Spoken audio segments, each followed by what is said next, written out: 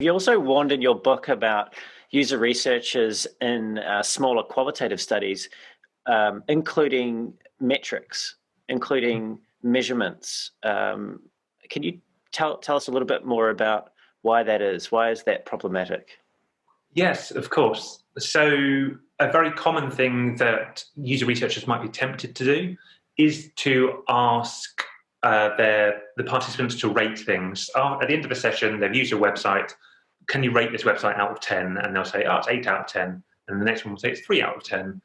And again, there's a temptation because, as we've heard, people like quant and like numbers, to take those ratings and stick them in the report and say, oh, okay, the website was 7 out of 10 overall, which sounds fine.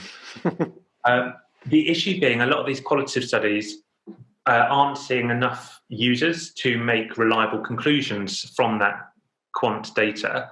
So there are statistical tests that you can run, and people who are better at stats than me can explain it better, but you can anticipate by seeing that number of users you've seen what the range of answers a wider audience would give.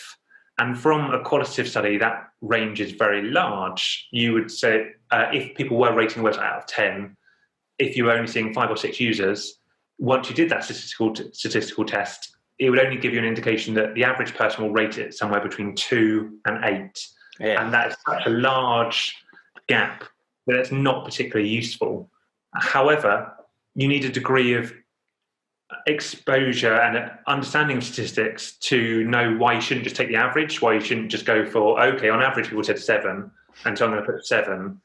And there's a high risk, if you aren't being careful with how you're communicating this, that teams are going to look at the numbers you counted, notice the average, and then compare that between different rounds. They say, oh, last round we were 6, now we're 7, so we're getting better.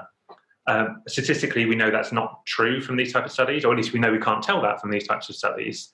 And so you're giving teams misleading conclusions, and they're going to have bad information and make poor decisions because you haven't been careful with the information that is safe to communicate from tests.